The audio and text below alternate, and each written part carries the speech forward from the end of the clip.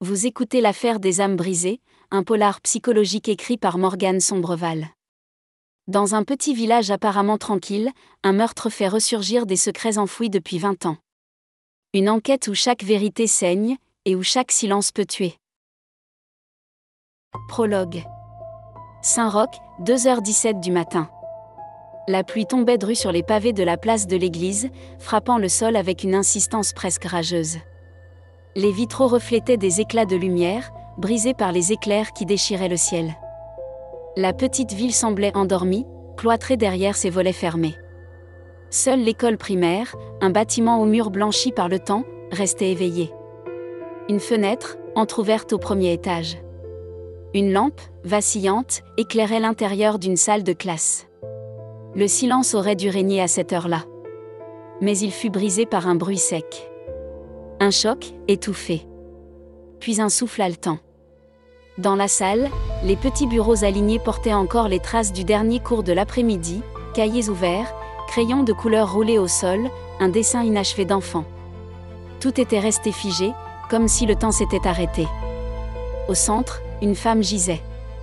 Son corps, encore chaud, s'était affaissé contre le bureau du maître. Ses yeux ouverts fixaient le plafond, vide déjà.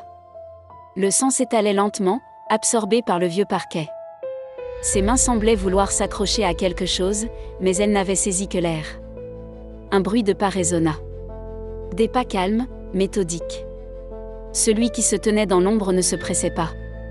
Il observa son œuvre, impassible.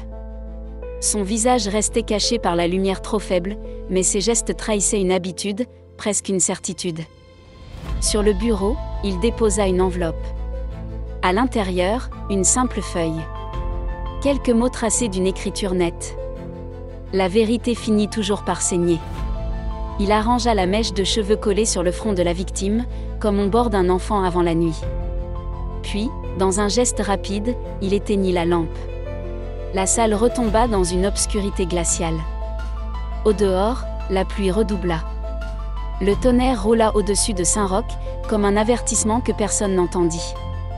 Au même moment, à plusieurs rues de là, une silhouette féminine tournait dans son lit, incapable de trouver le sommeil. Claire Vernet, inspectrice récemment mutée, fixait le plafond de sa chambre d'hôtel. Elle ignorait encore que son premier jour dans cette ville allait la précipiter dans un abîme où chaque regard, chaque silence, serait une énigme. Demain matin, les cloches de l'église sonneraient, et le village découvrirait l'horreur.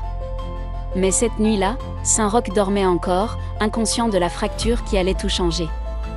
Le vent se leva, chassant un volet mal fermé qui claqua violemment.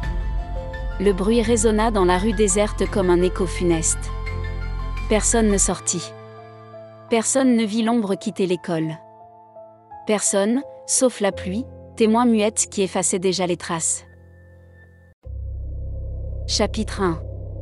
Le corps retrouvé. Le jour se leva sur Saint-Roch avec une lenteur inhabituelle. La pluie de la nuit avait laissé derrière elle une odeur de terre mouillée et des flaques d'eau qui reflétaient les façades pastel des maisons. Dans le village, les rideaux s'ouvraient un à un, les habitants commençaient à sortir pour leurs petites habitudes, acheter le pain, nourrir les poules, échanger quelques mots au café du coin. Rien ne semblait trahir l'ombre qui planait déjà sur eux. Jusqu'à ce qu'un cri fende l'air. Il venait de l'école primaire, ce vieux bâtiment qui trônait à 2 pas de l'église, avec ses pierres blanchies par les années et ses volets turquoises. Les enfants n'avaient pas encore repris leur rire dans la cour. Mais les murs, eux, avaient déjà absorbé l'horreur. C'est la concierge, Madame Arnaud, qui avait découvert la scène. Elle venait chaque matin bien avant les élèves, pour ouvrir les portes et aérer les classes. À 60 ans passés, elle n'avait plus la vivacité de ses jeunes années, mais elle connaissait chaque recoin de l'école comme ses propres poches. Ce matin-là, elle poussa la porte de la salle de CP, fredonnant un vieux refrain. Elle remarqua d'abord la fenêtre entr'ouverte, battant légèrement sous la brise humide. Elle soupira, toujours ces volets qu'on oublie de fermer. Puis son regard tomba sur le sol. Le corps. Les cheveux bruns de l'institutrice, épars, trempés de sang. Les yeux grands ouverts, figés dans une expression qu'elle ne put soutenir qu'une seconde. Madame Arnaud porta ses mains tremblantes à sa bouche. Son cri déchira le silence du matin, s'échappant par la fenêtre entr'ouverte pour alerter la rue. Quelques minutes plus tard, plusieurs habitants s'étaient massés devant l'école. Chuchotements, regards effarés, visages collés contre la grille. « Mon Dieu, c'est mademoiselle Delma. Pas possible, elle était si gentille. Qui aurait pu faire ça ?» La rumeur se répandit comme une traînée de poudre. En moins d'une heure, tout le village était au courant. La jeune institutrice, 32 ans, trouvée morte dans sa propre classe. L'alerte remonta rapidement à la gendarmerie locale. Mais un détail changea le cours des choses, la présence d'une nouvelle venue en ville. Claire Vernet, capitaine fraîchement mutée de Paris, n'avait posé ses valises que 2 jours plus tôt. Elle espérait une enquête tranquille pour reprendre pied après une année marquée par un échec personnel et une enquête sanglante qui l'avait brisée de l'intérieur. Saint-Roch devait être son refuge. Un village paisible, sans histoire. Assise dans la petite chambre qu'elle louait à l'hôtel du Pont-Neuf, Claire finissait son café amer lorsqu'on frappa à la porte. « Capitaine Vernet ?» appela une voix masculine. « C'est l'adjoint de la gendarmerie. On a besoin de vous d'urgence. » Elle soupira, attrapa sa veste sombre et ouvrit la porte. Le gendarme, jeune, visiblement nerveux, baissa les yeux. « On a retrouvé un corps. À l'école. Une institutrice. » Claire fronça les sourcils. Elle n'avait même pas eu le temps de défaire sa valise que l'horreur la rattrapait déjà. « Conduisez-moi. » Devant l'école, la foule avait grossi.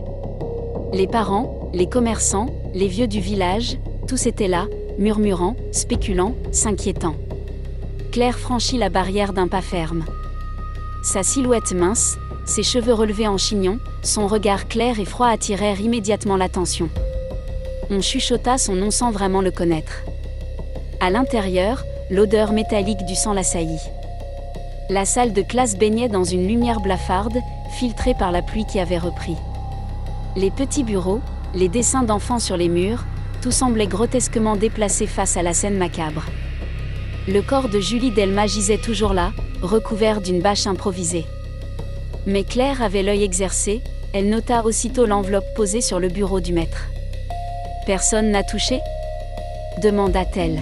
« Non, capitaine, » répondit l'adjoint. « On a juste constaté et sécurisé les lieux. » Elle enfila des gants, saisit délicatement l'enveloppe et l'ouvrit. À l'intérieur, un simple papier, avec ces mots tracés d'une écriture nerveuse. La vérité finit toujours par saigner. Claire serra la mâchoire. Une mise en scène. Un message. Ce n'était pas un meurtre impulsif, c'était une déclaration. Qui l'a trouvé ? La concierge. Elle est encore dehors, sous le choc. Claire jeta un dernier coup d'œil au corps, puis sortit pour interroger Madame Arnaud. La vieille femme tremblait encore, assise sur une chaise qu'on lui avait apportée. Ses mains tenaient nerveusement un mouchoir qu'elle tordait sans relâche. « Madame Arnaud ? Je suis le capitaine Vernet. Pouvez-vous me dire ce que vous avez vu ce matin ?» La concierge leva ses yeux rougis vers elle. « J'ai trouvé la fenêtre ouverte. Et puis je l'ai vu, là, par terre, oh mon Dieu !» Sa voix se brisa. Claire lui posa une main légère sur l'épaule. « Prenez votre temps. Vous avez remarqué quelqu'un, en entrant ? Une silhouette, un bruit ? Non, rien, seulement le silence. Comme si tout était figé. » Claire observa les habitants massés derrière la grille. Tous voulaient savoir, mais personne ne disait rien. Pourtant, elle le savait, dans les villages, chacun garde un œil sur chacun. Quelqu'un avait vu, ou entendu. Restait à trouver ceux qui parleraient, et ceux qui mentiraient. Le maire, Paul Roussel, arriva en trombe, essoufflé, son manteau encore humide. « Capitaine !»« C'est terrible. Julie, une fille si douce, si aimée de tout. Qui aurait pu ?» Claire croisa ses yeux fuyants. Elle connaissait ce type de réaction. Entre sincère désarroi et peur du scandale qui tache une réputation. « Monsieur le maire, dit-elle d'une voix ferme, je vais avoir besoin d'une liste complète du personnel de l'école, des élèves, des parents d'élèves. Je veux aussi savoir si mademoiselle Delma avait eu des problèmes récemment. » Il hocha la tête, blême. « Bien sûr, je vais m'en occuper. Dans l'après-midi, la nouvelle se répandit encore plus vite. Au café du centre, on ne parlait que de ça. Certains affirmaient avoir entendu un bruit étrange la nuit. D'autres juraient avoir vu une silhouette rôder près de l'école. Mais personne ne disait la même chose. Claire savait qu'elle entrait dans une toile serrée de rumeurs, de demi-vérités et de secrets enterrés. Et en quittant l'école ce jour-là, elle eut la certitude glaciale que le meurtrier n'avait pas fini de parler. Non pas avec des mots, mais avec du sang. Chapitre 2. La nouvelle enquêtrice. Le soir était tombé sur Saint-Roch, lourd et poisseux. La pluie avait cessé mais l'air gardait cette humidité collante qui s'infiltrait jusque dans les os. Dans sa chambre d'hôtel, Claire Vernet se tenait devant le miroir, immobile. Elle fixait son reflet avec une intensité presque douloureuse. Ses yeux, d'un gris clair, semblaient fatigués, encerclés de cernes violacées. Elle passa une main sur sa joue, caressant la cicatrice fine, presque invisible à présent, qui la traversait près de la tempe. La trace d'une enquête parisienne qui avait mal tourné. Une nuit où une arme avait été trop vite dégainée, où la vie avait basculé en quelques secondes. Elle détourna le regard, comme si ce simple souvenir pouvait encore la brûler. Sur la petite table de chevet, un dossier traînait. Quelques notes qu'elle avait griffonnées après sa première journée à Saint-Roch. Nom de la victime, Julie Delma. Âge, 32 ans. Profession, institutrice. Situation familiale, célibataire, parents décédés, pas d'enfants. Réputation, irréprochable. Et cette phrase, écrite en majuscule au centre de la page. La vérité finit toujours par saigner. Elle fixait les mots comme on fixe une énigme trop familière. Ce n'était pas la première fois qu'elle voyait un meurtre accompagné d'un message. Mais celui-ci avait une résonance particulière. Comme s'il lui était adressé. Claire s'assit sur le lit, sortit son paquet de cigarettes. Elle en alluma une, malgré l'interdiction affichée dans la chambre. La fumée monta en volutes paresseuses vers le plafond, couvrant un instant l'odeur humide laissée par la pluie. Elle songea à Paris. À ce qu'elle avait fui. Une affaire qui lui collait encore à la peau, le meurtre d'une adolescente, dont elle n'avait jamais réussi à coincer l'assassin. La presse s'était acharnée, la hiérarchie l'avait lâchée, et son compagnon de l'époque avait fini par s'éloigner. « Tu es ailleurs, tout le temps, tu vis avec tes morts », lui avait-il dit un soir, avant de fermer la porte derrière lui. Depuis, elle avait appris à vivre seule. Mais seule ne signifiait pas apaisée. Elle écrasa sa cigarette, se leva et fit quelques pas dans la chambre exiguë. Son regard se posa sur sa valise ouverte.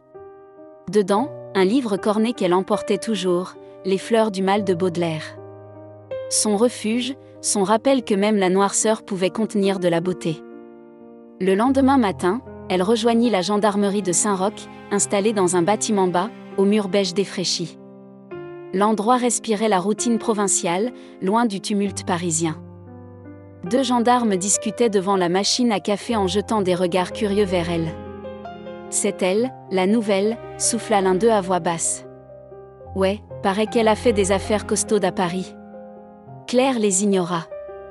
Elle entra dans le bureau de l'adjudant-chef Morel, un homme au visage buriné, moustache soigneusement taillée, regard méfiant. « Capitaine Vernet », dit-il en se levant à moitié. « Bienvenue à Saint-Roch. Même si, j'aurais préféré que vous arriviez dans d'autres circonstances. » « Le meurtre d'une institutrice n'est jamais banal, » répondit-elle sèchement. « Vous avez quelque chose de nouveau ce matin ?» Il lui tendit une chemise cartonnée. Le rapport préliminaire du médecin légiste. Cause de la mort, coup violent porté à la tête avec un objet contondant. Heure approximative du décès, entre 23h et 2h du matin. Pas de traces de lutte significative. Ce qui laisse penser que la victime connaissait peut-être son agresseur. Claire feuilleta les pages rapidement. Rien qui n'allégeait le mystère. « Et cette lettre ?» demanda-t-elle. « L'analyse est en cours. Papier ordinaire, aucune empreinte. On a envoyé un scan à Paris pour une expertise graphologique. Mais vous savez ce que c'est, ça peut prendre des semaines. » Elle hocha la tête. « Je n'ai pas l'intention d'attendre. Morel la dévisagea. Il connaissait déjà sa réputation, une enquêtrice brillante, mais cassante, obsédée par les détails, parfois trop. Et pourtant, en voyant son visage fermé, il comprit que cette femme n'allait pas lâcher l'affaire. La journée se poursuivit par une série d'interrogatoires. Claire voulait comprendre qui était Julie Delmas. Elle reçut d'abord Sophie Martin, une collègue enseignante, la cinquantaine énergique, l'air nerveux. Julie c'était une perle, vous comprenez? Toujours là pour ses élèves, toujours souriante. Jamais un mot plus haut que l'autre. Avait-elle des problèmes récents? Demanda Claire. Conflits, menaces, disputes? Sophie hésita, se mordilla la lèvre. Eh bien, il y a eu des tensions avec certains parents. Vous savez, les gens deviennent vite agressifs pour un rien. Mais de là à ça, non. Claire la fixa longuement. Elle savait reconnaître quand quelqu'un taisait une part de vérité. Quels parents, exactement? Sophie baissa les yeux. Je préfère ne pas donner de noms sans certitude, mais, peut-être la famille Vanier. Leur fils avait redoublé, et ils l'ont très mal pris. Claire nota soigneusement. Derrière les visages polis, les rancunes pouvaient être tenaces. À midi, elle s'accorda une pause au café du centre. Le patron, un homme jovial nommé Gérard, lui servit un expresso corsé. Autour d'elle, les conversations baissèrent d'un ton. Elle sentait les regards peser sur son dos. C'était toujours la même chose dans les petites villes, l'étrangère était scrutée, analysée, jugée. Et Claire savait qu'elle ne s'intégrerait jamais vraiment. Elle n'était pas là pour ça. Elle était là pour traquer la vérité, coûte que coûte. Elle sortit son carnet et relut ses notes. Le profil de la victime restait flou. Une femme irréprochable en surface. Trop irréprochable, peut-être. Elle pensa à sa propre vie, à ce qu'on aurait écrit dans un rapport sur elle. Claire Vernet, 42 ans, célibataire, sans enfant, brillante mais instable. Connue pour son obsession à résoudre les affaires coûte que coûte. Victime d'une dépression non traitée après une enquête ratée. Elle serra les dents. Si elle était venue ici, c'était aussi pour prouver qu'elle n'était pas finie. En fin d'après-midi, elle retourna à l'hôtel. La pluie avait repris, fine et persistante. Dans le couloir, elle croisa la propriétaire, une femme rondelette qui lui adressa un sourire trop curieux. « Alors, capitaine, ça avance ?» demanda-t-elle. Claire répondit d'un simple hochement de tête et s'enferma dans sa chambre. Elle se laissa tomber sur le lit, épuisée. Elle ferma les yeux. Les images du corps de Julie Delmas revenaient en boucle. Le sang, les yeux fixes, la phrase laissée sur ce papier. La vérité finit toujours par saigner. Elle eut un frisson. Comme une sensation de déjà-vu. Comme si ce meurtrier connaissait ses propres failles. Elle alluma une autre cigarette, inspira profondément, et se jura à voix basse. « Tu veux jouer avec la vérité ? Très bien. Mais c'est moi qui t'arracherai ton masque. » Au dehors, le clocher sonna 19h. Le village continuait sa vie, entre peur et commérage. Mais Claire Vernet, elle, savait déjà qu'elle était entrée dans un labyrinthe. Et qu'elle devrait affronter non seulement un meurtrier, mais aussi ses propres fantômes. Chapitre 3. Premier soupçon. La pluie s'était calmée sur Saint-Roch, mais une lourdeur persistait dans l'air, comme si le ciel lui-même retenait son souffle. Les habitants, eux, ne retenaient rien. Dans les ruelles étroites, au café, à la boulangerie, on ne parlait que du meurtre de Julie Delmas. Chacun avait une théorie, chacun se souvenait soudain d'un détail troublant. Claire Vernet savait que ces rumeurs, si elles n'étaient pas exploitées, deviendraient vite des armes contre l'enquête. Le village formait un huis clos, le meurtrier n'était pas venu de l'extérieur, elle en était convaincue. Il était ici, parmi eux. Peut-être même derrière l'un de ces volets fermés qui semblaient l'observer. Le bureau de la gendarmerie empestait le café froid et le papier humide. Claire s'installa derrière la petite table d'interrogatoire. En face d'elle, les dossiers de 3 noms. 3 personnes dont le comportement avait éveillé suffisamment de soupçons pour mériter un premier face-à-face. Luc Vanier, père d'élève, agriculteur du coin. Caractère explosif, rancune tenace. Camille Durand, institutrice suppléante, collègue de Julie. Lien d'amitié trouble, peut-être rivalité. Étienne Delma, cousin éloigné de la victime, récemment revenu à Saint-Roch après des années d'absence. 3 profils différents. 3 histoires à creuser. 1. Luc Vanier. Il entra le premier dans la salle, massif, veste tachée de terre, main large encore rugueuse de son travail au champ. Ses yeux sombres lançaient des éclairs de défi. « Alors, c'est vous la nouvelle flic de Paris ?» lâcha-t-il en s'asseyant lourdement. Claire le fixa sans ciller. « Capitaine Vernet. Asseyez-vous correctement, s'il vous plaît. » Il haussa les épaules, s'adossa en croisant les bras. « On dit que vous cherchiez des coupables. Mais si vous croyez que c'est moi. » Personne n'a parlé de culpabilité. Je veux comprendre. Vous aviez un différend avec mademoiselle Delma, n'est-ce pas? Il grogna. Indifférent, c'est vite dit. Mon fils a redoublé. Elle l'a humilié devant toute la classe. J'ai pas apprécié. Vous l'avez menacé? Ses yeux s'écarquillèrent, puis il ricana. Ici, on s'engueule, capitaine. On crie, on tape du poing. Mais ça ne veut pas dire qu'on tue. Claire observa ses gestes. Ses mains, pourtant puissantes, tremblaient légèrement. Était-ce la colère? La peur? Où étiez-vous la nuit du meurtre? Chez moi. Avec ma femme. Elle confirmera. J'y veillerai. Il se leva, furieux. Vous perdez votre temps avec moi. Cherchez plutôt du côté de ceux qui faisaient semblant de l'adorer. Quand il sortit, Claire nota, impulsif, rancunier, alibi à vérifier. Mais derrière son arrogance, elle avait perçu une faille. 2. Camille Durand. La deuxième entra avec un pas discret. Jeune femme à la silhouette fragile, cheveux blonds attachés à la va-vite, regard fuyant. Ses doigts jouaient nerveusement avec une bague trop grande. « Asseyez-vous, mademoiselle Durand. » Elle obéit, baissant les yeux. « Vous travaillez avec Julie Delma, n'est-ce pas? » Oui, enfin, j'étais souvent là pour la remplacer quand elle avait des réunions ou des rendez-vous. Comment décririez-vous votre relation? Camille hésita, mordilla sa lèvre.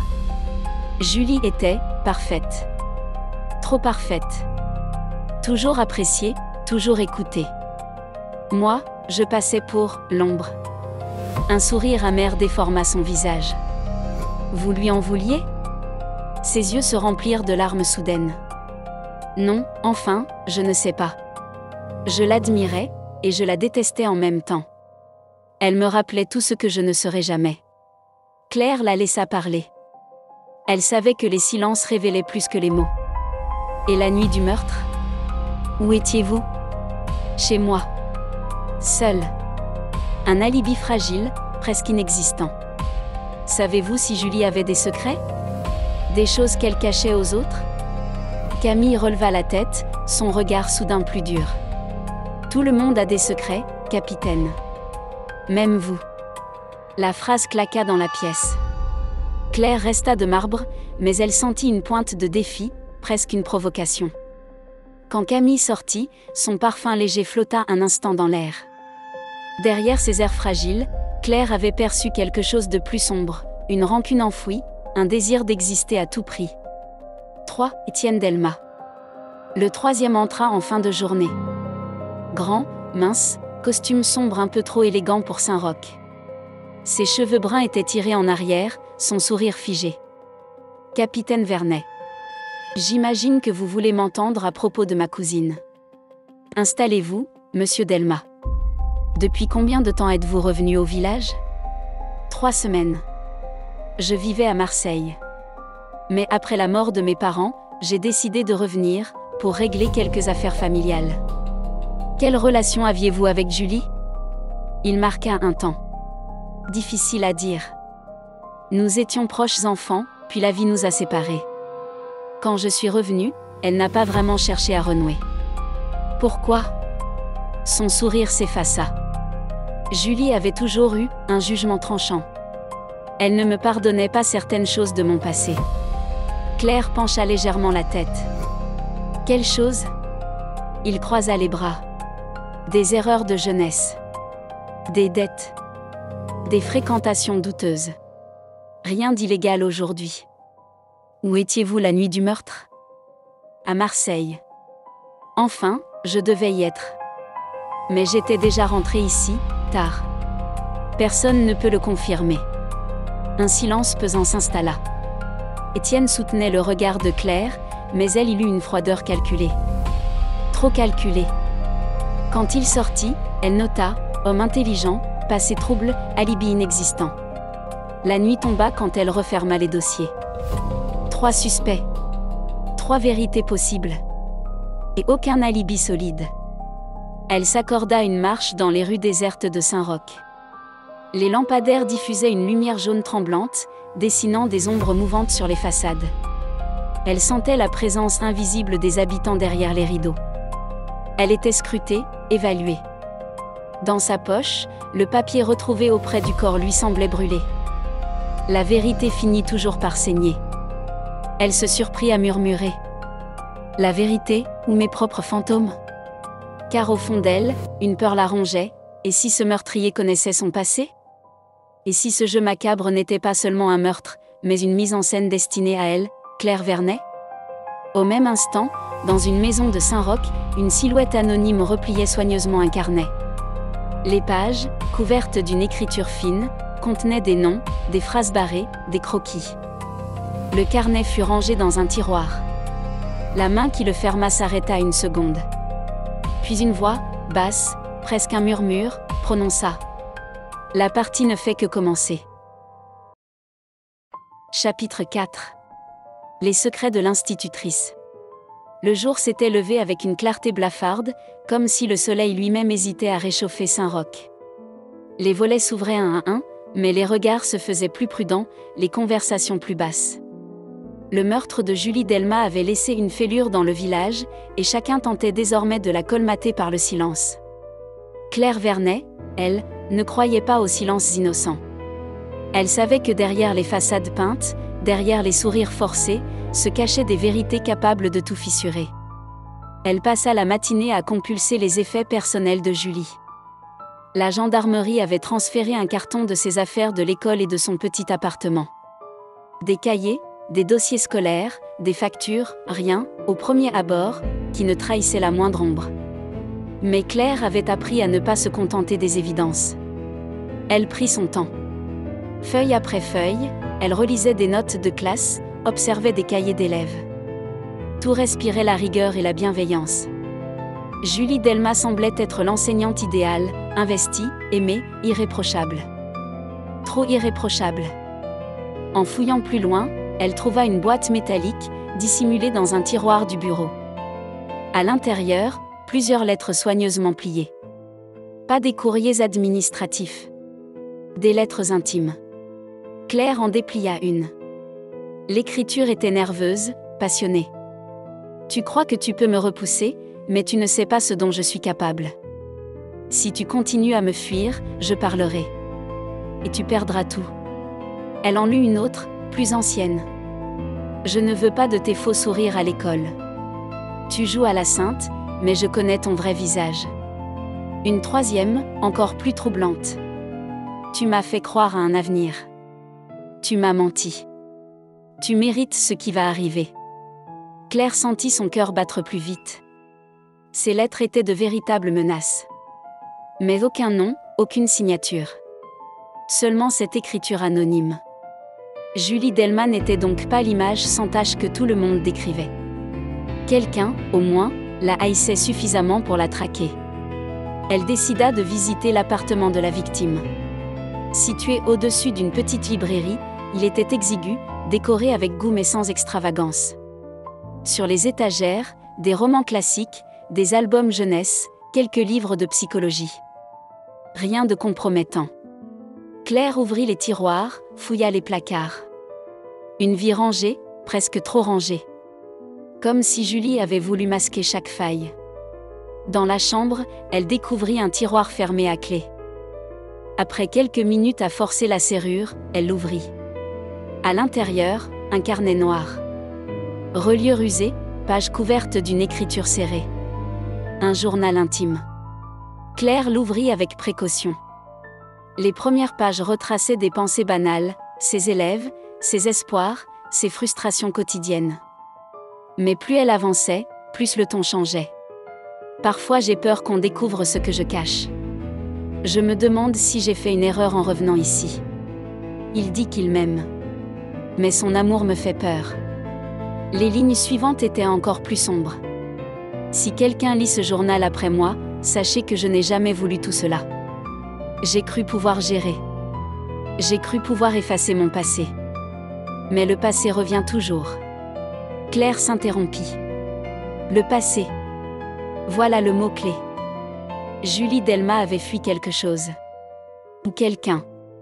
De retour à la gendarmerie, elle fit venir Sophie Martin, la collègue enseignante déjà interrogée. « Sophie, dit-elle calmement, vous m'avez présenté Julie comme une femme sans histoire. Mais ce n'est pas vrai. Je veux savoir ce que vous ne m'avez pas dit. » Sophie pâlit. Je ne comprends pas. » Claire posa le carnet et les lettres anonymes sur la table. « Alors expliquez-moi ça. » Sophie déglutit, ses mains tremblaient. Julie, elle était différente ces derniers mois. Plus nerveuse. Elle recevait des appels, tard le soir.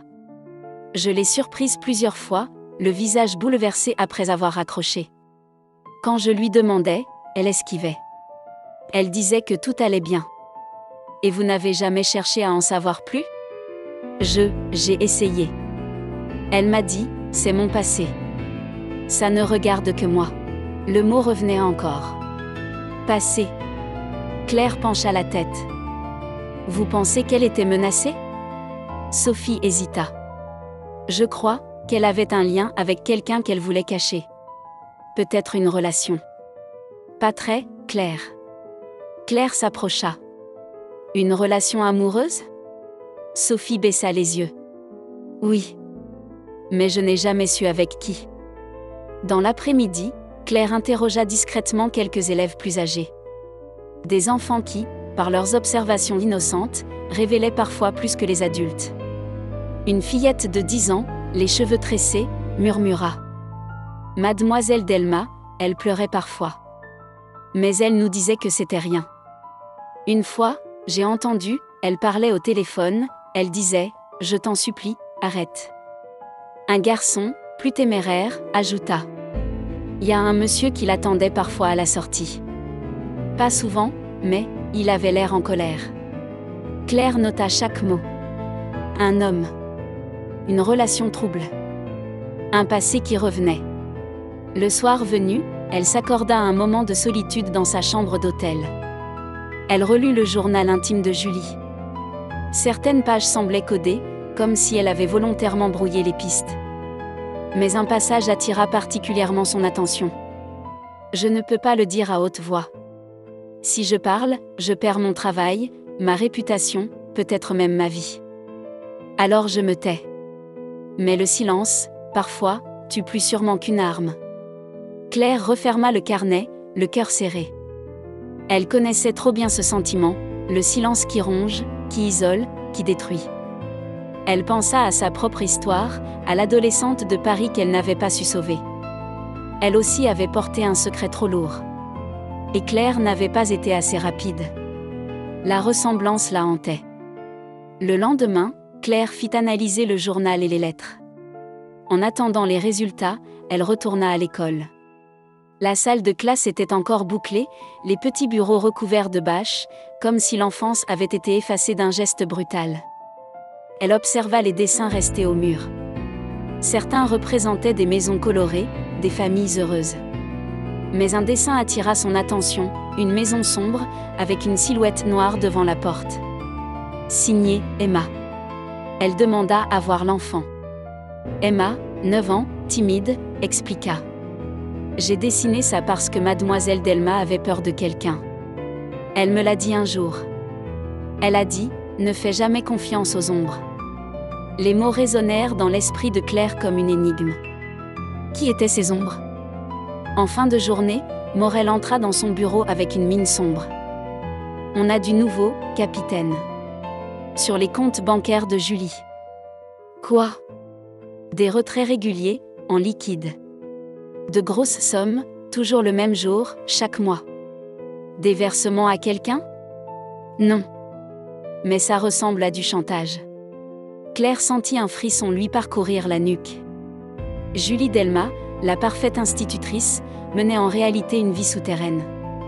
Menacée, surveillée, contrainte de payer son silence. Elle se leva, la mâchoire serrée. Alors ce n'était pas une victime innocente. C'était une femme prise dans un piège. Et quelqu'un, ici, a décidé de resserrer l'étau. Cette nuit-là, elle dormit mal. Dans son rêve, elle revoyait les yeux vides de Julie, le papier taché de sang, et cette phrase qui revenait comme un glas. La vérité finit toujours par saigner. Mais une autre voix se superposait, celle de son passé. Tu n'as pas su me sauver? Elle se réveilla en sueur, haletante, avec une certitude glaçante. L'affaire n'était pas seulement une enquête. C'était un miroir. Et ce miroir commençait à lui renvoyer ses propres failles. Chapitre 5. Les langues se délient.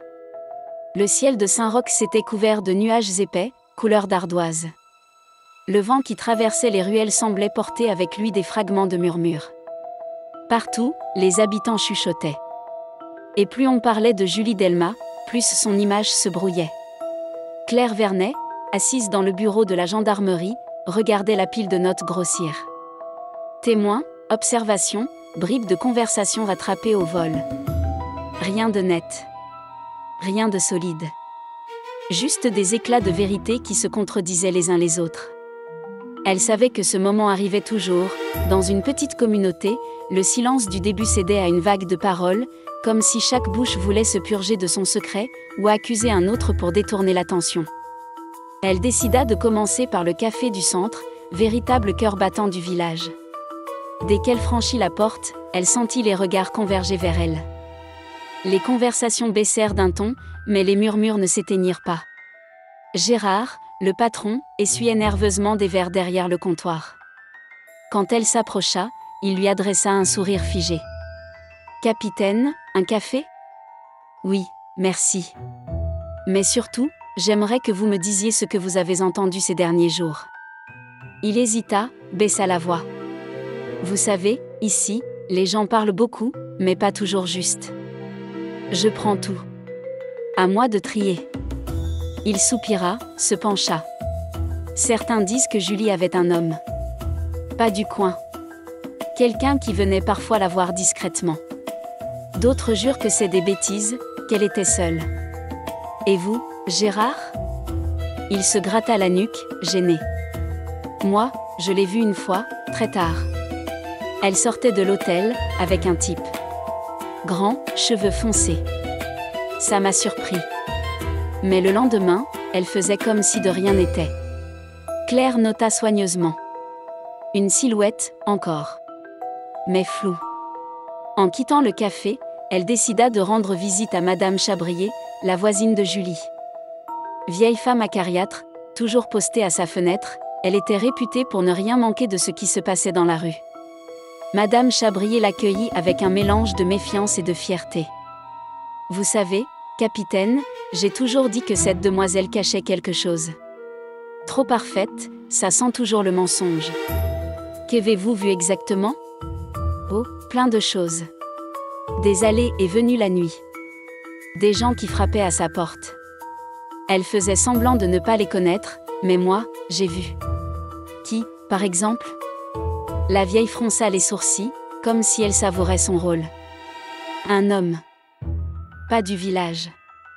Mais aussi, cette petite Camille, sa collègue. Elle se voyait souvent, plus que de simples amis si vous voulez mon avis. Claire garda un visage neutre. Était-ce un simple ragot ou une vérité mal interprétée ? Et la nuit du meurtre, avez-vous remarqué quelque chose ? Des pas, dans la rue. Vers 1h du matin. Mais je n'ai pas osé regarder de trop près.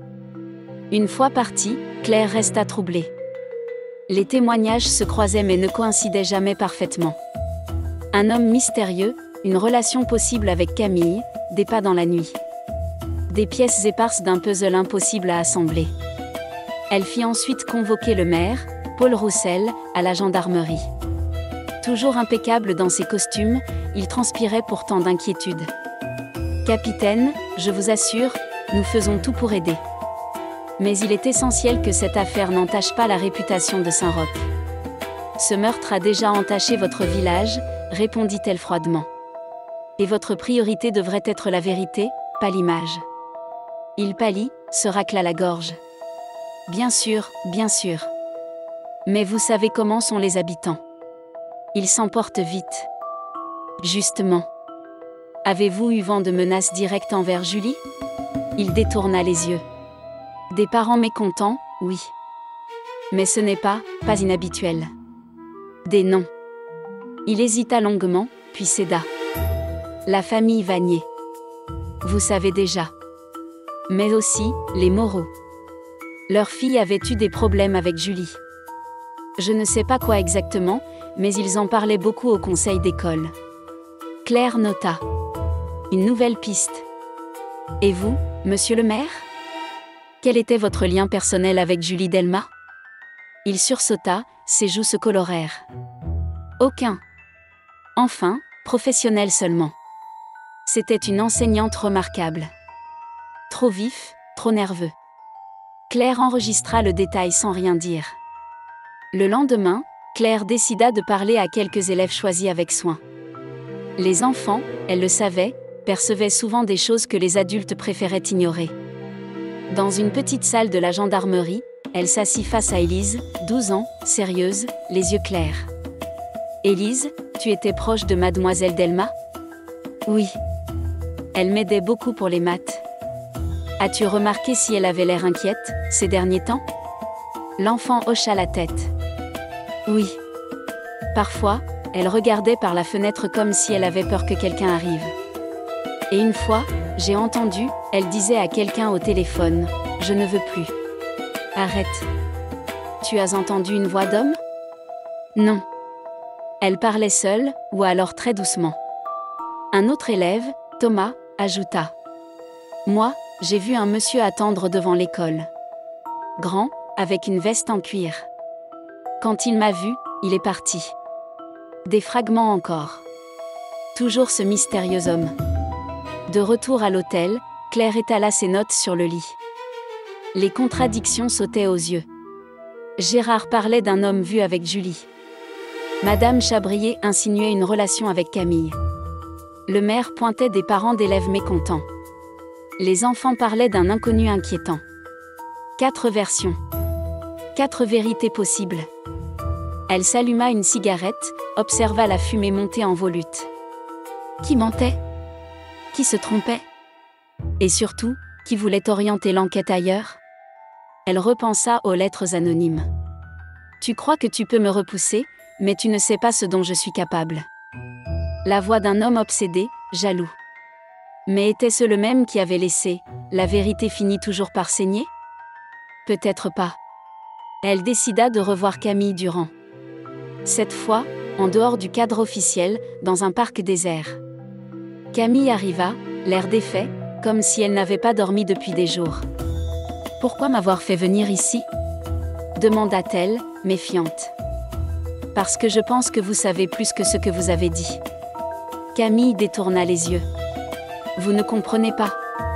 Julie et moi, c'était compliqué. Je l'aimais, mais pas comme les autres collègues. Elle savait. Mais elle ne voulait pas de moi. Elle disait qu'elle ne pouvait pas, qu'elle avait déjà quelqu'un. Qui ? Camille secoua la tête, les larmes aux yeux. Je n'ai jamais su. Mais je sais qu'elle avait peur de lui. Une peur réelle. Claire sentit la chair de poule lui parcourir les bras. Et cette nuit-là, où étiez-vous vraiment ? Camille resta silencieuse, puis murmura. Chez moi. À pleurer. Parce qu'elle m'avait encore repoussée. La sincérité semblait vibrer dans sa voix. Mais Claire savait que la sincérité pouvait aussi être une arme. De retour à l'hôtel, Claire se sentait plus perdue que jamais. Les langues s'étaient déliées, mais les bribes se contredisaient. Chacun avait son récit, chacun sa vérité. Elle s'allongea sur le lit, épuisée. Ses pensées revinrent vers son passé parisien. L'adolescente qu'elle n'avait pas su sauver.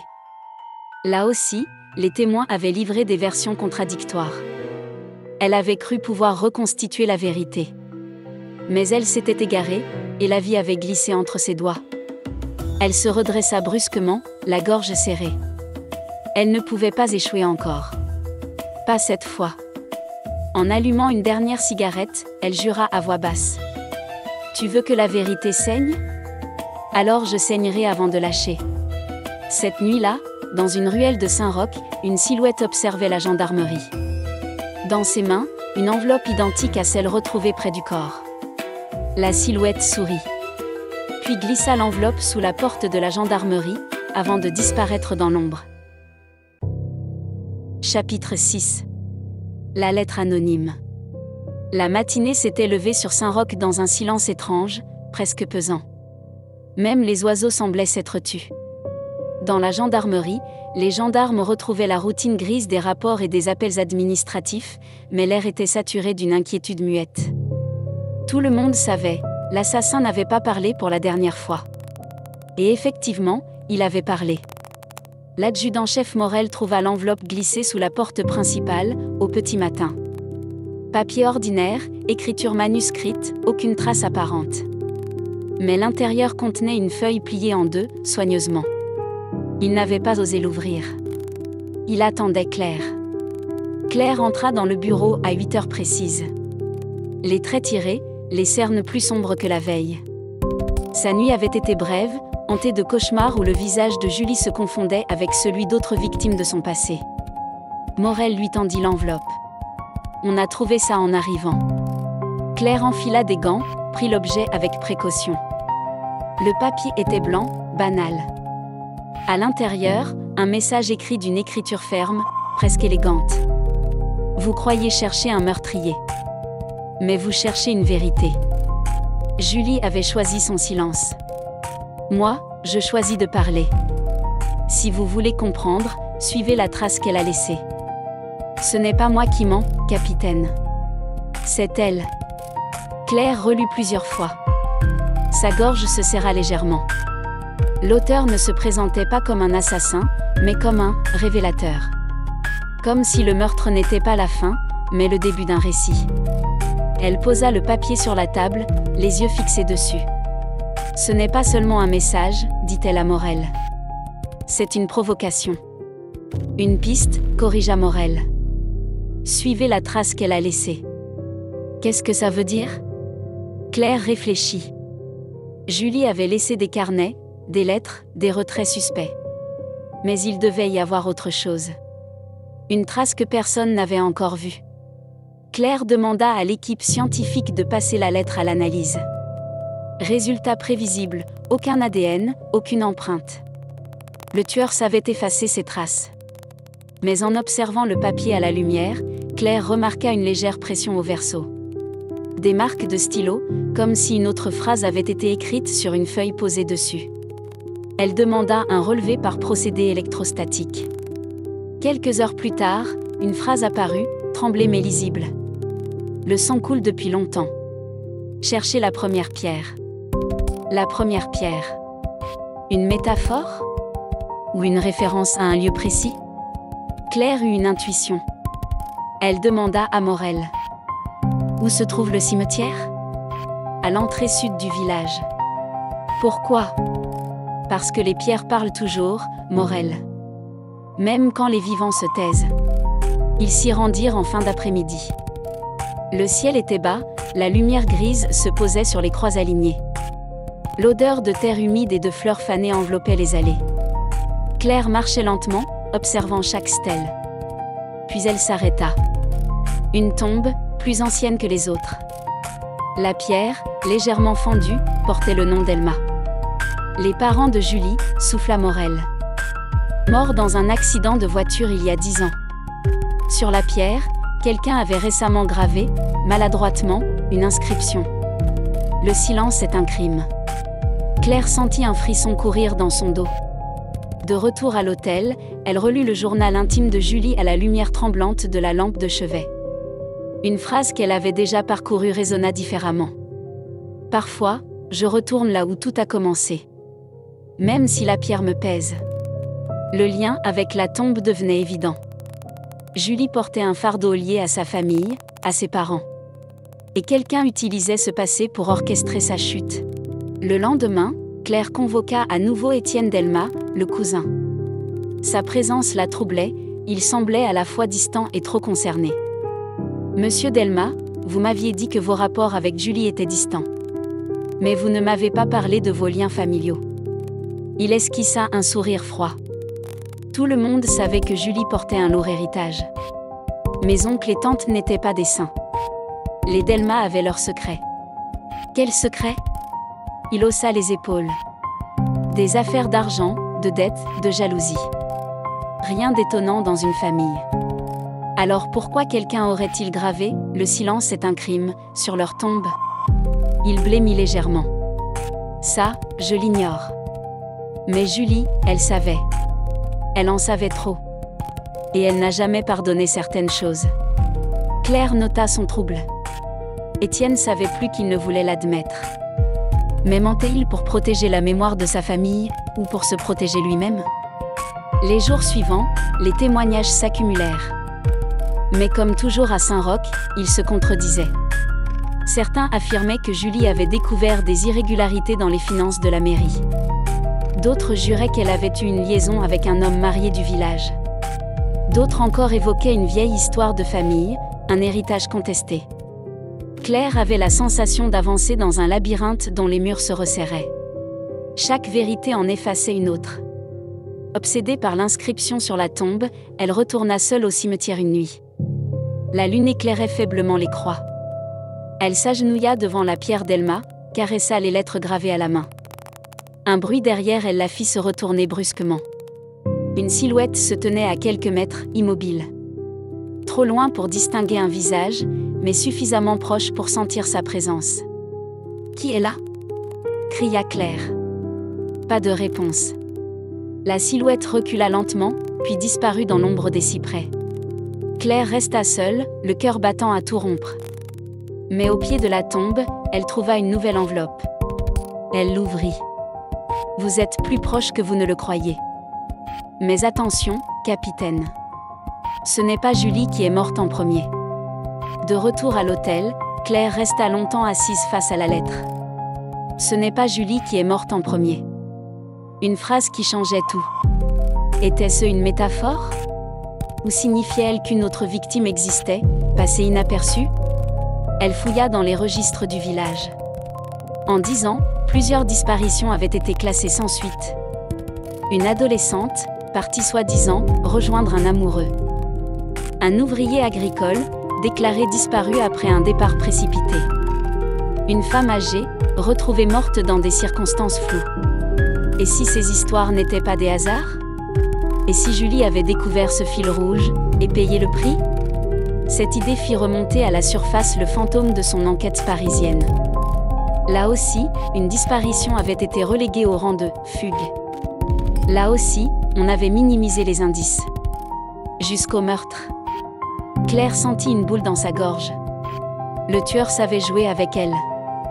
Il réveillait ses blessures. Était-ce volontaire ? Était-ce quelqu'un qui connaissait son passé ? Elle s'assit au bord du lit, tremblante. « Tu veux me briser ?»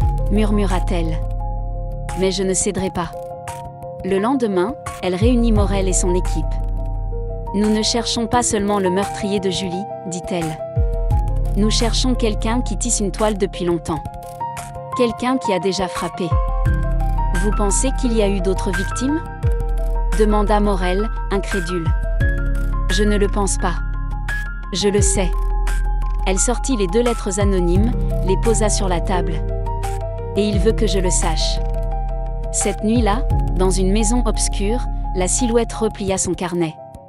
Sur la page du jour, une phrase. Elle commence à comprendre. Mais la vérité, elle, n'est pas prête à être révélée. Et dans l'ombre, un rire étouffé résonna. Chapitre 7. Le passé ressurgit. Le ciel s'était ouvert sur Saint-Roch. La pluie de la veille avait lavé les toits et les pavés, laissant derrière elle un éclat trompeur, presque joyeux. Mais Claire Vernet savait que sous la surface brillante, les fissures demeuraient. La nouvelle lettre du tueur ne cessait de résonner dans son esprit, ce n'est pas Julie qui est morte en premier. Une phrase simple. Mais une phrase qui ouvrait un gouffre. Elle se rendit à la mairie, un bâtiment de pierre grise dont les murs semblaient eux-mêmes garder le silence. Le maire, Paul Roussel, l'accueillit avec son sourire forcé. « Capitaine, encore vous. Qu'est-ce que je peux faire aujourd'hui ? J'ai besoin d'accéder aux archives, monsieur le maire. Les faits divers des 20 dernières années. Disparition, accident, mort suspecte. Tout. » Il se figea. Mais, pourquoi remuer ça ? Ce sont de vieilles histoires. Parce que votre village n'est pas étranger au sang, monsieur Roussel. Et vous le savez. Le maire blêmit mais finit par céder. Dans la salle des archives, l'odeur de poussière et de papier moisi enveloppa Claire. Elle passa des heures à feuilleter des registres, des articles jaunis, des rapports de gendarmerie. Puis un dossier attira son attention. Daté de 20 ans. Titre. Disparition de Marianne Roche non élucidée. Elle ouvrit le dossier. Photographie, une adolescente de 17 ans, cheveux châtains, sourire lumineux. Rapport, disparue un soir de juin, jamais retrouvée. Conclusion officielle, fugue probable. Mais Claire reconnut immédiatement les similitudes. Des témoins avaient parlé d'un « homme en veste sombre » aperçu près d'elle. Sa famille avait reçu des lettres anonymes, jamais exploitées.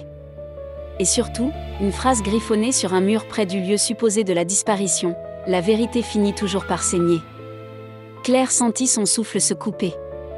Le même message, 20 ans plus tôt. De retour à la gendarmerie, elle fit venir l'adjudant-chef Morel. Elle posa le dossier devant lui.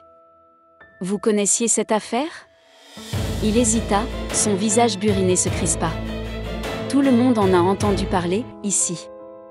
Mais c'était il y a longtemps. Les anciens gendarmes ont conclu à une fugue. Une fugue ? Avec des menaces écrites ? Vous savez bien comment c'était, capitaine. On ne voulait pas salir l'image du village. Alors on a étouffé. Claire serra les poings. Toujours la même histoire, des vies effacées au nom de la tranquillité. Marianne Roche a été la première, dit-elle. Et Julie Delmas a découvert la vérité. C'est pour ça qu'elle est morte. Elle décida de rencontrer les parents de Marianne, toujours vivants, retirés dans une maison en périphérie du village. Madame Roche, une femme amaigrie aux cheveux gris, ouvrit la porte. Ses yeux se remplirent de larmes en voyant Claire. « Vous venez pour Marianne ?» Claire hocha la tête. « Oui. Je crois que sa disparition est liée à l'affaire actuelle. » Dans le salon sombre, Madame Roche serrait entre ses mains un cadre photo de sa fille. 20 ans, et personne n'a jamais voulu nous écouter. Tout le monde disait qu'elle était partie avec un garçon. Mais moi, je sais qu'elle n'aurait jamais fui. Vous avez reçu des lettres à l'époque ? Oui. Des menaces. Mais la gendarmerie a dit que c'était sûrement des canulars. Vous les avez encore ? Madame Roche se leva, fouilla dans une boîte métallique, et en sortit 3 enveloppes jaunies. Claire les ouvrit. Tu ne la reverras pas. Elle a choisi le silence. Si tu parles, d'autres tomberont. Le sang ne sèche jamais. Les phrases frappèrent Claire comme des coups. Le même style. La même obsession. C'était le même auteur. En interrogeant quelques habitants plus âgés, Claire découvrit que l'histoire de Marianne n'avait jamais quitté les mémoires. Mais chacun l'interprétait à sa manière. Elle traînait avec des garçons plus vieux, dit l'un. C'est sûrement elle qui a provoqué son malheur. Non, elle était sage, dit une autre. Mais elle savait des choses. Sur une famille importante du village. Moi je dis que la gendarmerie a tout couvert. Chaque bouche livrait un morceau de vérité, chaque mot ajoutait de la confusion. En fouillant encore les archives, Claire découvrit une photo jointe au dossier, oubliée entre 2 pages. On y voyait Marianne lors d'une fête du village. À l'arrière-plan, une silhouette masculine reconnaissable, Étienne Delmas. Elle sentit son cœur s'accélérer. Étienne, encore lui. Déjà lié à Marianne 20 ans plus tôt. Et maintenant, au centre de l'affaire Julie. Elle le convoqua à nouveau. Étienne entra, impeccable comme toujours, mais son sourire semblait crispé. « Vous fréquentiez Marianne Roche, il y a 20 ans. Pourquoi ne pas l'avoir dit ?» Il blêmit. Ce n'était qu'une amitié. Rien de plus. Une amitié qui s'est terminée par sa disparition ? Il se leva brusquement. « Assez. Vous croyez que vous allez me faire porter tous les fantômes de ce village ? Oui, je connaissais Marianne. Oui, je l'aimais peut-être. Mais je ne l'ai pas tuée. » Claire soutint son regard, glacial. « Et Julie ? Elle savait quoi, exactement ? » Un silence. Puis, d'une voix basse. « Julie avait découvert des choses sur notre famille. Des dettes, des histoires enterrées. Elle voulait tout révéler. Elle a réveillé des ombres qu'il fallait laisser dormir. Alors quelqu'un a décidé de la faire taire. » Il ne répondit pas. Mais son silence valait plus que des aveux. De retour dans sa chambre, Claire relut les lettres de Marianne, celles de Julie. Les mots se superposaient. Silence. Sang. Vérité. Elle pensa à l'adolescente de Paris, celle qu'elle n'avait pas su sauver. Là aussi, les adultes avaient nié, minimisé, couvert. Et là aussi, la vérité avait fini par saigner. Elle se leva, le souffle court. Ce n'était pas seulement une enquête. C'était une répétition. Une nouvelle chance de briser le cycle. Le lendemain, en arrivant à la gendarmerie, elle trouva une enveloppe posée sur son bureau. Personne n'avait vu qui l'avait déposée. Elle l'ouvrit. 20 ans de silence. 2 vies déjà. Combien encore avant que vous compreniez ? Regardez dans le passé. Cherchez l'enfant qui a survécu. Claire sentit un frisson glacé parcourir son corps. Un enfant. Survivant d'un drame. Un témoin oublié. La piste prenait une nouvelle direction. Cette nuit-là, elle ne dormit pas. Elle imaginait Marianne, Julie, et peut-être d'autres encore. Toutes victimes d'un même fil rouge. Et quelque part, un enfant portait la clé. Elle alluma une cigarette, son regard fixé sur la fenêtre ouverte. « Tu veux jouer avec mes fantômes ?» murmura-t-elle. « Alors prépare-toi. Parce que je vais réveiller les tiens. » Dans l'ombre, le tueur devait sourire. La partie ne faisait que commencer. Chapitre 8. Trahison. La pluie avait repris sur Saint-Roch, fine mais insistante, couvrant les toits d'une pellicule sombre. Dans les rues, les habitants marchaient vite, comme s'ils craignaient d'être observés. On se saluait d'un signe de tête, sans un mot de plus. Le meurtre avait transformé le village en théâtre silencieux, où chacun portait un masque. Claire Vernet avançait d'un pas vif vers la gendarmerie. Dans sa poche, la lettre laissée sur son bureau la veille résonnait encore, « Chercher l'enfant qui a survécu ». Mais une autre pensée la hantait plus fort, à qui pouvait-elle encore faire confiance ?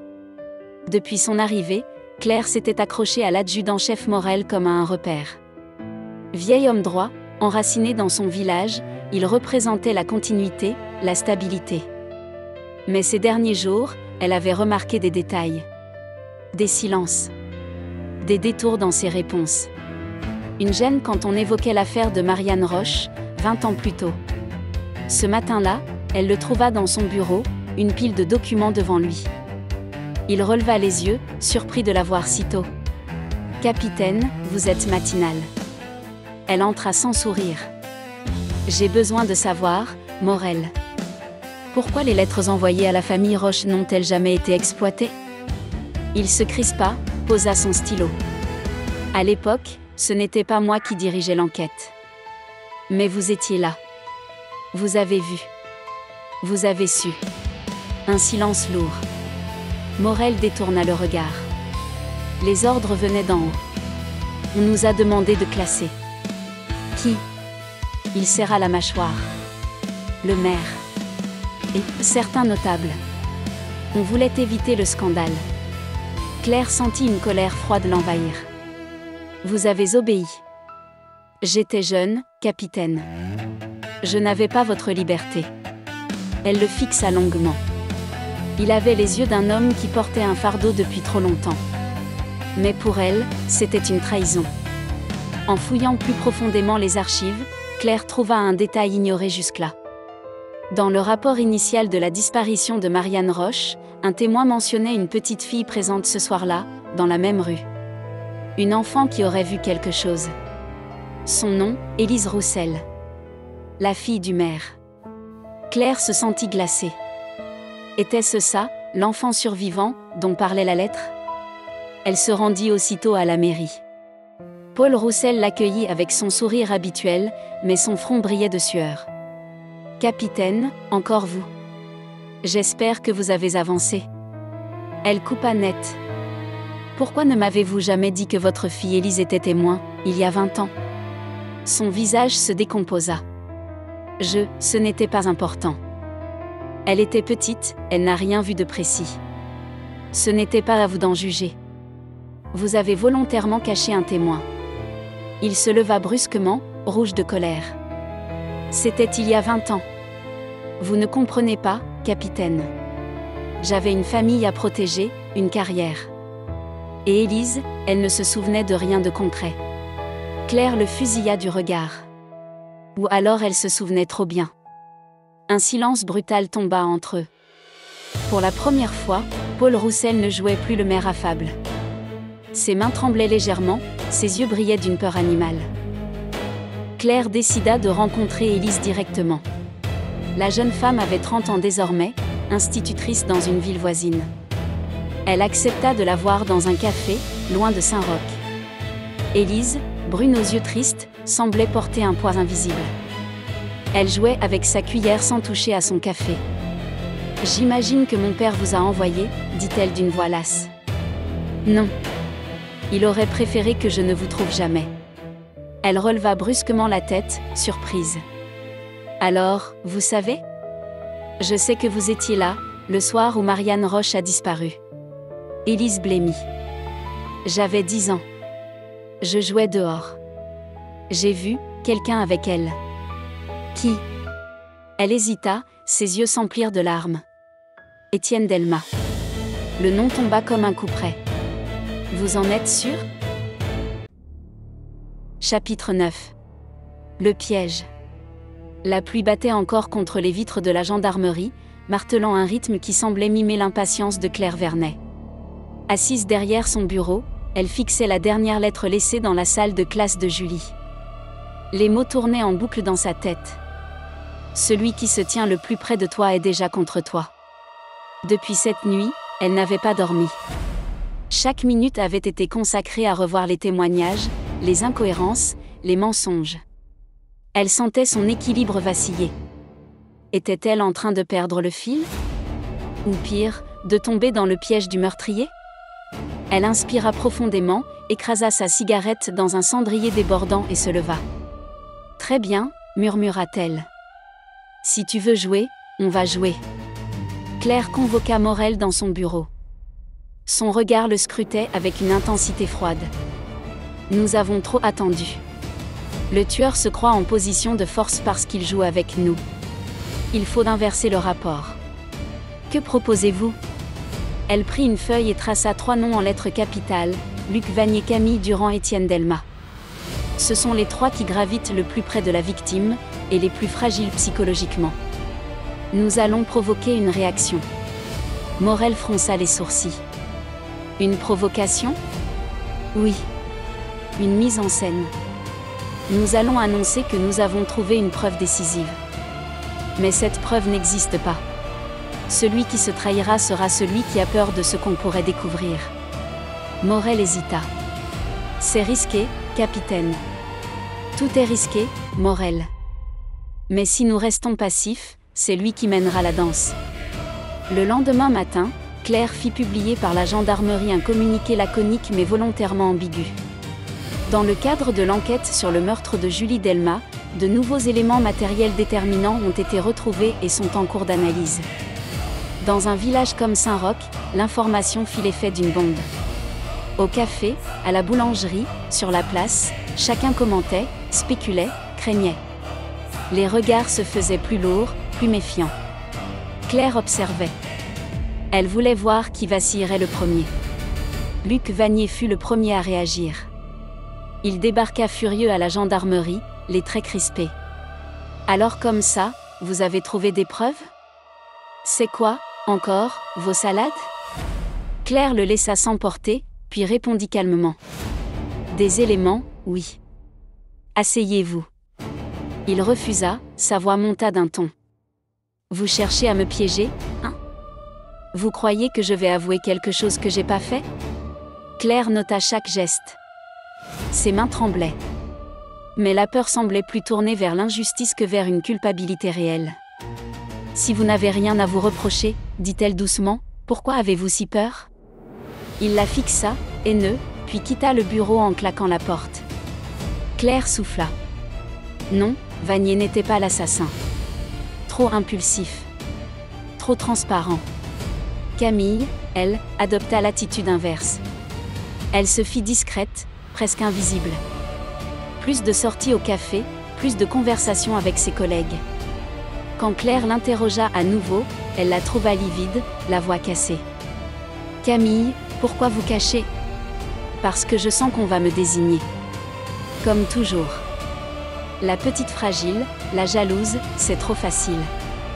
Ses yeux s'emplirent de larmes. Mais je ne l'ai pas tué, capitaine. Je l'aimais trop pour ça. Claire resta impassible. L'amour, parfois, pouvait tuer aussi sûrement que la haine.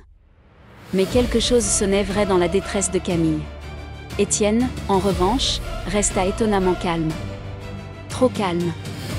Il se présenta de lui-même à la gendarmerie, impeccable dans son costume sombre, un sourire ironique aux lèvres.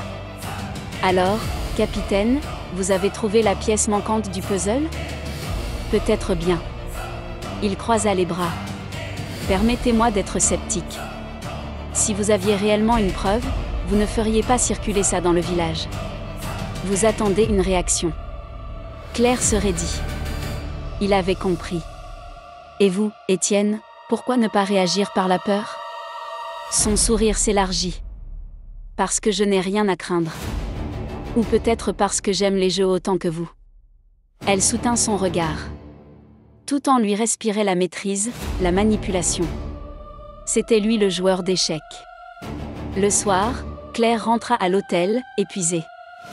Elle croyait avoir pris l'avantage. Mais sur son lit, une enveloppe l'attendait. Posée bien en évidence, comme si quelqu'un était entré sans forcer. Ses mains tremblaient légèrement en l'ouvrant. Beau filet, capitaine. Mais vous n'avez attrapé que du vent. Le véritable piège, c'est le mien. Et vous y êtes déjà. Elle sentit son cœur cogner dans sa poitrine.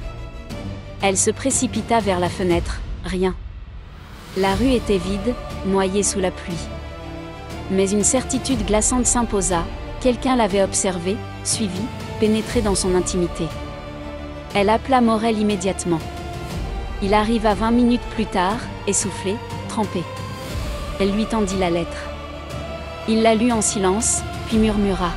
« Il se moque de nous. » « Non, Morel. Il me vise moi. C'est personnel. » Elle l'observa. Ses yeux évitaient les siens, ses mains froissaient le papier. « Vous le saviez, » souffla-t-elle. « Depuis le début, vous savez plus que ce que vous dites. » Il releva brusquement la tête. « Qu'est-ce que vous insinuez? » Que quelqu'un a donné accès à ma chambre. Que quelqu'un dans vos rangs me trahit. Il pâlit. « Pas moi, capitaine. Je vous le jure. » Mais sa voix manquait de fermeté. Et Claire, déjà fragilisée par les trahisons précédentes, sentit le doute s'enraciner. 2 jours plus tard, une nouvelle lettre arriva. Cette fois, directement à la gendarmerie, dans une enveloppe rouge. Demain soir, au cimetière. À minuit. Venez seul. Sinon, la vérité restera enterrée pour toujours. Morel, en lisant, secoua la tête. C'est un piège évident. Justement, dit Claire. Un piège peut aussi être une chance. Elle décida d'y aller. Mais elle n'ignorait pas que le tueur tenait déjà les ficelles. La nuit était glaciale. Les cyprès dressaient leurs silhouettes noires sous la lune. Claire avançait entre les tombes, sa lampe torche à la main, son arme dans l'autre. Chaque pas résonnait comme un écho. Elle avait l'impression d'être observée de toutes parts. Puis, au détour d'une allée, elle aperçut une silhouette. Immobile. Attendant. « Qui êtes-vous » cria-t-elle. Pas de réponse. Elle s'avança, tendue, prête à tirer. La silhouette fit un pas en arrière, puis disparut dans l'ombre. Claire accéléra, mais ne trouva rien. Rien, sauf une nouvelle enveloppe posée sur la tombe de Marianne Roche. Elle l'ouvrit. Trop lente, capitaine. Pendant que vous courez après des ombres, une autre vérité s'écrit. Au même moment, son téléphone vibra. Un appel de la gendarmerie. La voix paniquée d'un agent. Capitaine.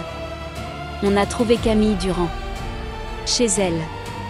Elle est vivante, mais quelqu'un a essayé de l'étrangler.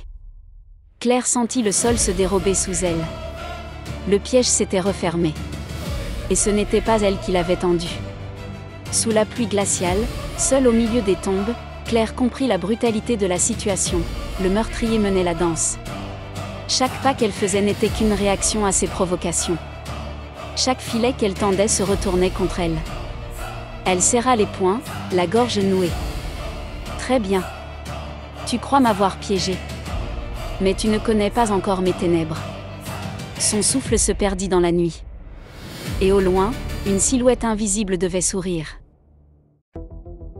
Chapitre 10. La nuit de sang. La pluie s'était arrêtée, mais le silence qui régnait sur Saint-Roch cette nuit-là avait quelque chose d'artificiel, presque surnaturel. Pas un chien n'aboyait, pas une fenêtre n'était éclairée. Le village semblait retenir son souffle.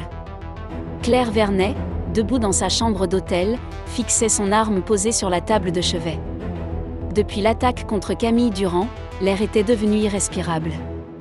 Chaque seconde, elle sentait le tueur se rapprocher, l'enfermer dans un cercle invisible. La dernière lettre reçue ne quittait pas ses pensées.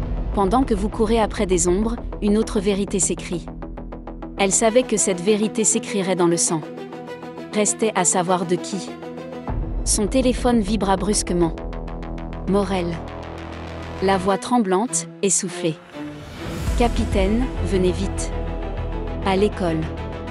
Il s'est passé quelque chose. Claire n'hésita pas. Elle enfila son manteau, prit son arme et se précipita dans la rue sombre. L'école apparaissait au loin, silhouette grise dans la nuit. Les volets battaient doucement, comme s'ils appelaient.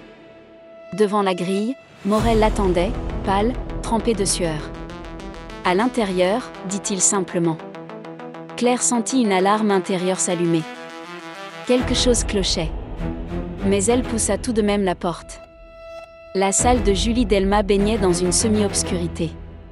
La lampe du bureau était allumée, projetant des ombres tremblantes sur les murs tapissés de dessins d'enfants.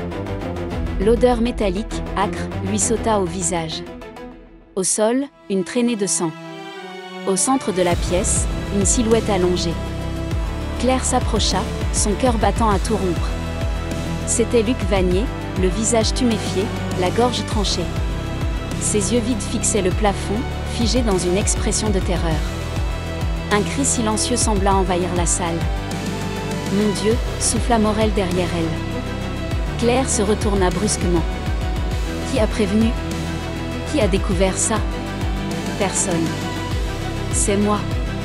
J'ai reçu un appel anonyme. Une voix qui me disait de venir ici. Claire serra son arme. Morel, est-ce que vous réalisez? On nous a attirés dans un piège. Comme pour confirmer ces mots, un bruit sec retentit derrière eux. La porte se referma brutalement.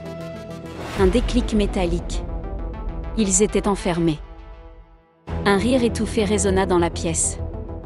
Dans l'ombre du fond, une silhouette se dessina. Grand, mince, les traits dissimulés par la pénombre. Bravo, capitaine. Vous êtes venu. Claire leva son arme, la main ferme malgré la peur qui la rongeait. Montrez-vous. L'homme fit un pas en avant.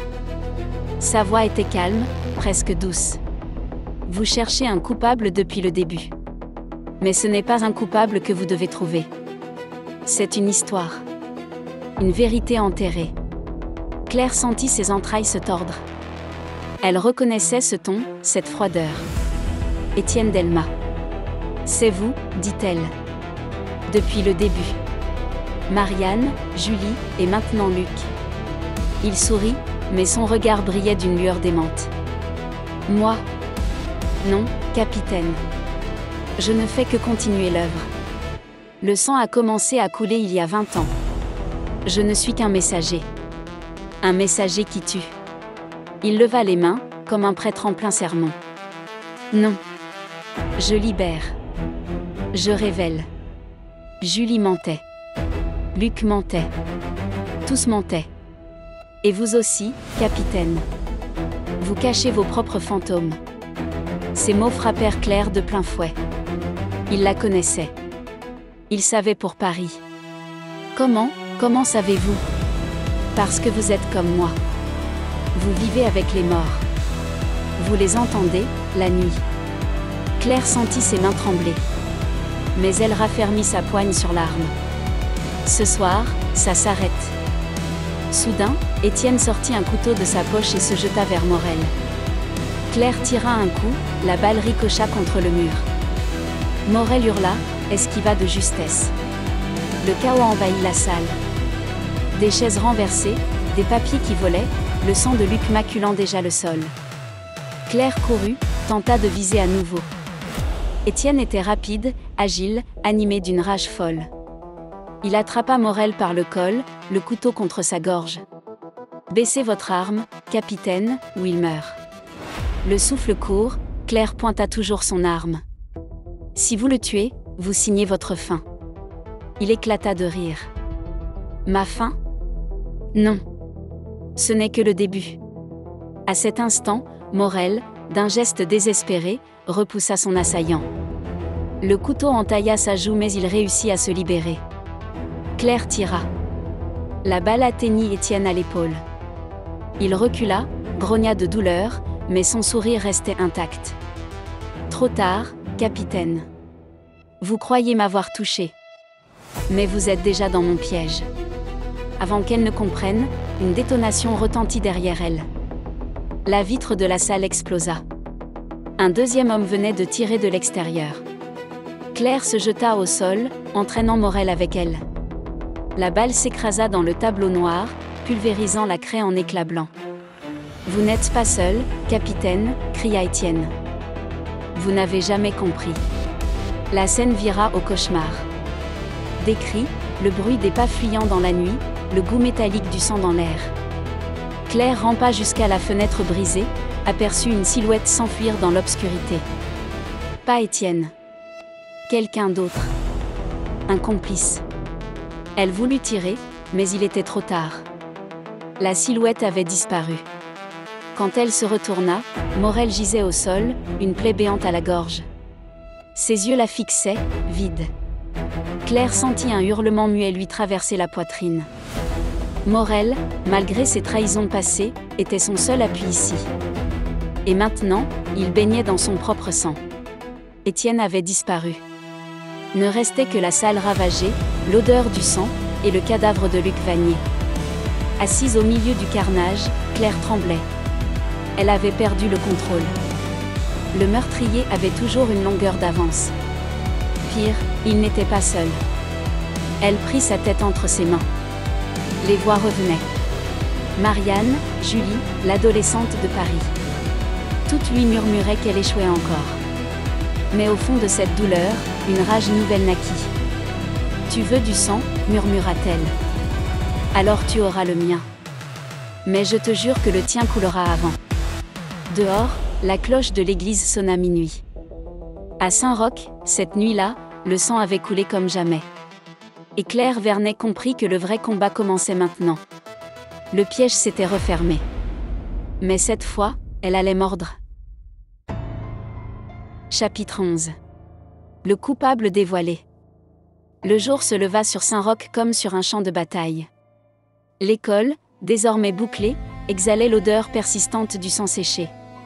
2 corps avaient été sortis, Luc Vanier et l'adjudant-chef Morel. Le village, déjà meurtri, sombrait dans une stupeur nouvelle. Claire Vernet, Elle n'avait pas dormi. Assise sur une chaise, les yeux rouges, elle fixait la carte du village punaisé au mur. Ses mains serraient convulsivement une cigarette qu'elle avait oublié d'allumer. La nuit de sang avait brisé le fragile équilibre de son enquête. Elle avait perdu un allié. Et gagné une certitude, le tueur n'était pas seul. Elle relut toutes les lettres, tous les rapports. Chaque mot, chaque détail. Elle avait cherché un coupable unique, une main derrière les meurtres. Mais la vérité semblait plus complexe. Ce n'est pas Julie qui est morte en premier. Celui qui se tient le plus près de toi est déjà contre toi. Cherchez l'enfant qui a survécu. 3 phrases. 3 énigmes. Et toujours cette obsession pour la vérité qui saigne. Claire ferma les yeux. Un nom revenait. Un visage. Quelqu'un qui avait été là depuis le début, témoin attentif, presque invisible. Elle se rendit à l'hôpital de la ville voisine pour voir Camille Durand, encore sous le choc de son agression. La jeune femme était pâle, perfusée, les yeux cernés. « Camille » murmura Claire. « Vous avez vu qui vous a attaqué » Camille secoua faiblement la tête. « Non, une ombre, mais ce n'était pas Étienne. » « Comment pouvez-vous en être sûr ?»« Parce que, il y avait une odeur. Un parfum. Un parfum que je connais. Celui de... » Elle s'interrompit, les yeux embués. « De qui, Camille ?» Elle murmura un nom. Et Claire sentit le sol se dérober sous elle. Paul Roussel. Le maire de Saint-Roch. L'homme affable, soucieux de l'image du village, toujours présent, toujours attentif. Claire se rappela son attitude nerveuse, ses réponses fuyantes, ses mains tremblantes. Elle se rappela surtout la nuit où elle avait interrogé sa fille Élise, son insistance pour étouffer l'affaire de Marianne Roche, 20 ans plus tôt. Et maintenant, le parfum. Un détail insignifiant, mais décisif. Elle le convoqua à la gendarmerie. Il entra, vêtu de son éternel costume, le visage grave. « Capitaine, dit-il d'une voix lasse. Le village est à feu et à sang. Vous devez arrêter ce carnage. » « Oui, répondit Claire. Et pour ça, il faut arrêter le coupable. » Il soutint son regard. « Alors, arrêtez Étienne Delmas. Tout le monde sait que c'est lui. » Claire secoua lentement la tête.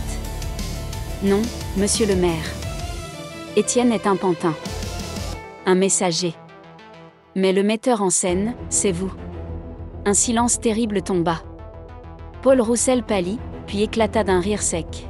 « Vous êtes plus perspicace que vos prédécesseurs. » Il s'assit, d'un geste théâtral, et croisa les mains. « Oui, capitaine.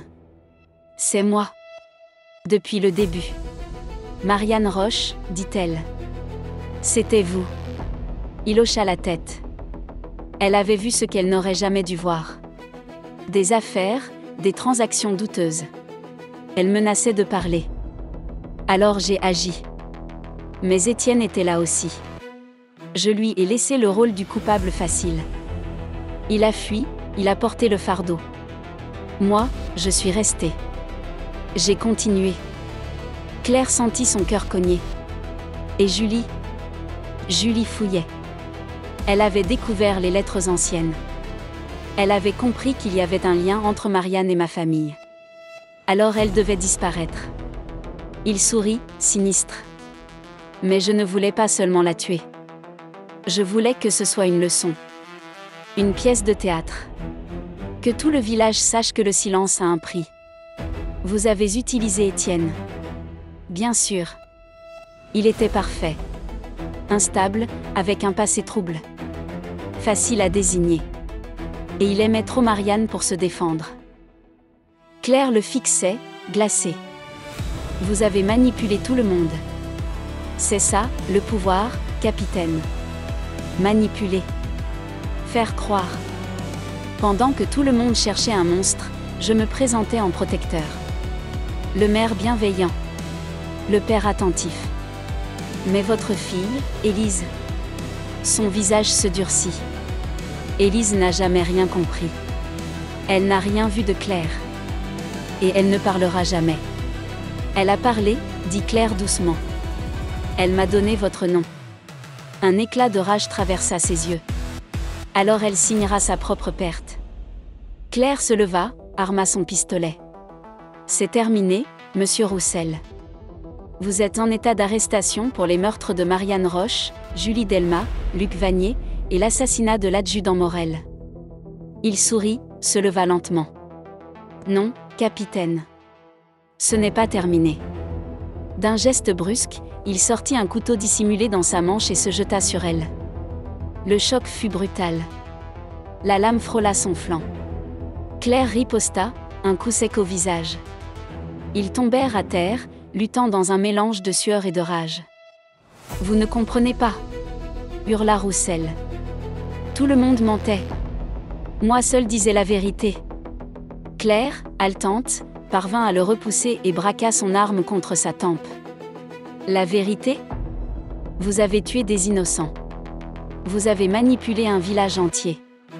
Vous n'êtes qu'un lâche. Il éclata d'un rire fou. Et vous, capitaine ? Vous croyez que vous êtes différente ? Vous vivez avec vos morts, vous aussi. Vous êtes comme moi. Ces mots la transpercèrent.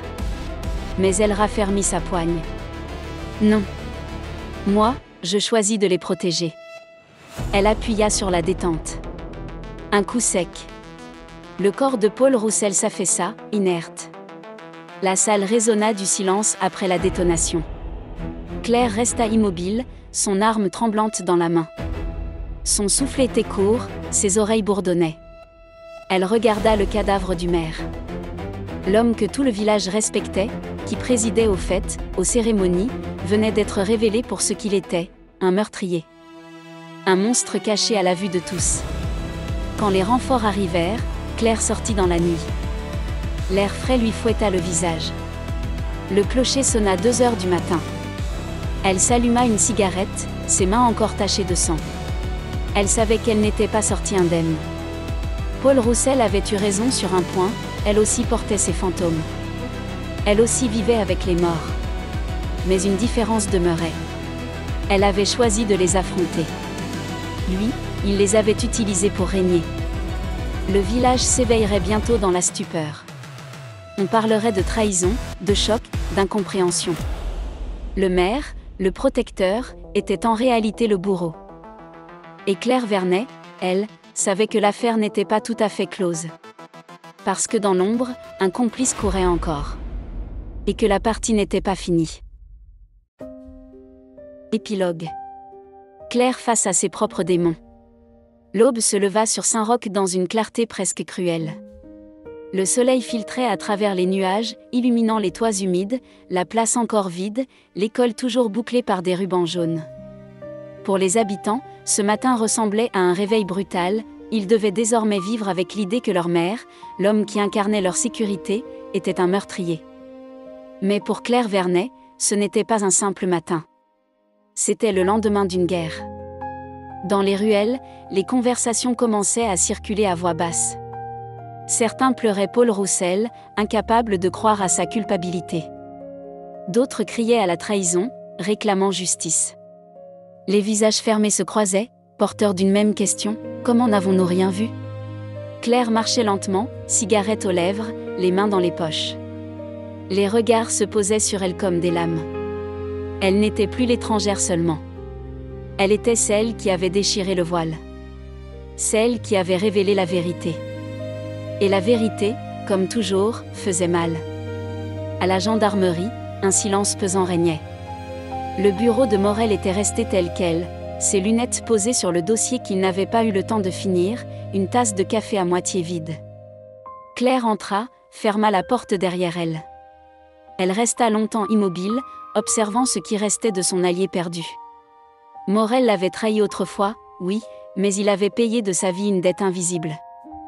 Elle posa doucement la main sur le dossier, comme un adieu muet. « Tu croyais me protéger en te taisant » murmura-t-elle. Mais le silence tue toujours. Ses yeux se remplirent de larmes qu'elle refusa de laisser couler. Avant de quitter Saint-Roch, elle rendit une dernière visite à Élise Roussel, la fille du maire.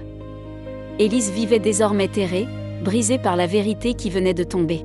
« Vous saviez » dit-elle en voyant Claire. Vous saviez que c'était lui. Pas au début, répondit Claire doucement. Mais vous m'avez aidé à le comprendre. Élise secoua la tête, en pleurs. C'est mon père. Comment accepter ça? Claire s'approcha, posa une main sur son épaule. On ne choisit pas les fantômes qu'on porte. Mais on peut choisir de ne pas les laisser nous détruire. Élise leva les yeux vers elle, tremblante. Et vous, capitaine? Vos fantômes, vous les laissez où? Claire ne répondit pas. Parce qu'elle n'avait pas de réponse. Quelques jours plus tard, elle quitta l'hôtel où elle avait passé ses nuits d'insomnie. Dans le miroir de la chambre, elle observa une dernière fois son reflet. Les traits tirés, les cernes profonds, la cicatrice fine sur sa tempe. Elle avait survécu. Mais à quel prix?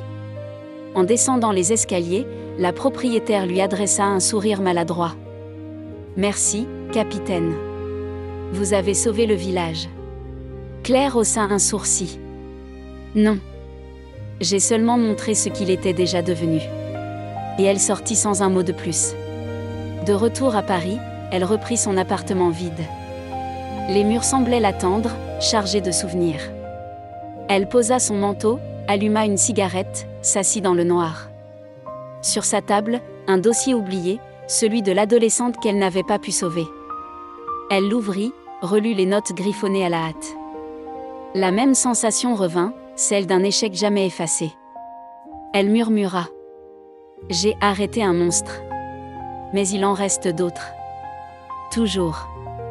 Un soir, alors qu'elle rangeait ses affaires, elle trouva une enveloppe glissée sous sa porte. Pas de timbre, pas de nom. Son sang se glaça. Elle l'ouvrit. Vous croyez que tout est terminé. Mais la vérité ne s'arrête jamais. Le complice vit encore. Et il vous regarde. Claire sentit la cigarette tomber de ses doigts. Ses mains tremblaient. Son regard parcourut la pièce, chaque ombre devenait une menace. Elle inspira profondément. Alors, la partie continue. Dans la salle de bain, elle se pencha au-dessus du lavabo, fixant son reflet. Ses yeux cernés, fatigués, semblaient étrangers. Elle murmura. Tu voulais fuir Paris. Tu voulais te reconstruire. Mais tu n'es faite que pour ça, courir après les morts. Elle se redressa, tira ses cheveux en arrière, ralluma une cigarette. Le visage qui la regardait dans le miroir n'était plus seulement celui d'une enquêtrice. C'était celui d'une femme qui avait vu trop de sang, trop de mensonges. Une femme qui, malgré tout, ne reculerait pas. Le téléphone sonna. Une voix à l'autre bout. Capitaine Vernet? Une nouvelle affaire. Urgente. Elle ferma les yeux une seconde, inspira la fumée de sa cigarette, puis répondit. J'arrive. En sortant de son appartement, elle jeta un dernier regard à la lettre posée sur la table. Puis referma la porte derrière elle. La nuit parisienne l'engloutit. Et quelque part, dans l'ombre, un regard invisible l'accompagnait encore. Vous venez d'écouter l'affaire des âmes brisées. Merci d'avoir plongé dans cette histoire. Les ombres continuent peut-être de marcher à nos côtés. À bientôt, dans un prochain voyage.